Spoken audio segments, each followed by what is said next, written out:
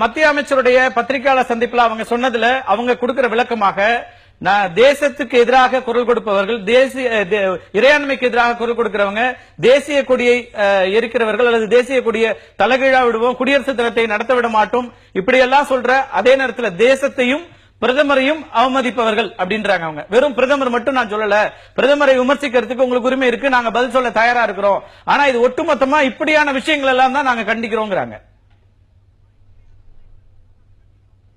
தேசிய கொடியை அவமதித்தவர்களை நீங்கள் தடுப்பதற்கு முன்னால மாணவர்களாகிய நாங்கள் தான் தடுத்தோம். இது தப்புன்னு நாங்க தான் சொன்னோம்.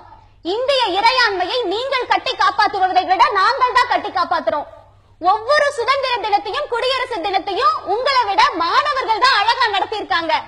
சரியா சார்? அப்ப நாங்களும் அதை வன்மையாக தான் கண்டிப்போம். நீங்கள் அதை எதிர்த்து பேசுறதுக்கு முன்னால நாங்க அதை எதிர்த்து பேசி அந்த மாதிரியான நபர்களை முற்றிலுமாக புறக்கணிச்சிருக்கோம். எல்லா மதவாத அமைப்புகளையும் உங்கள் மதத்தின் அடையாளத்தை அழிச்சிட்டு நீங்க உள்ள வந்தா ஏத்துக்கிறோம், மதவாதியாக வந்தா எந்த மதமா இருந்தாலும் அதை நாங்க அனுமதிக்கல. ஒரே ஒரு விஷயம் கேட்கிறேன் சார், இந்திய இறையாண்மைக்கு எதிராக நாங்க நடந்தோம் சொல்றாங்க போராட்டக்காரர்கள்.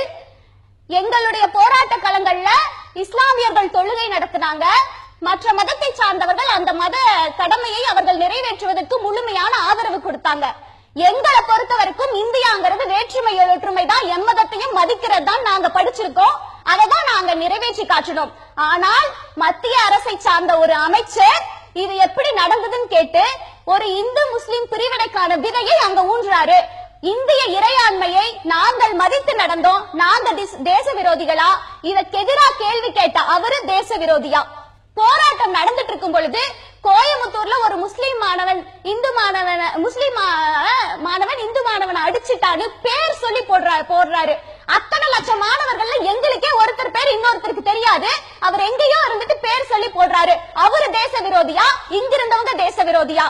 ஒரு எளிய மனிதன் தேசிய கொடியை அவமதிச்சான்னா உடனே அவனை தேச விரோதி குற்றம் சாட்டுறீங்களே.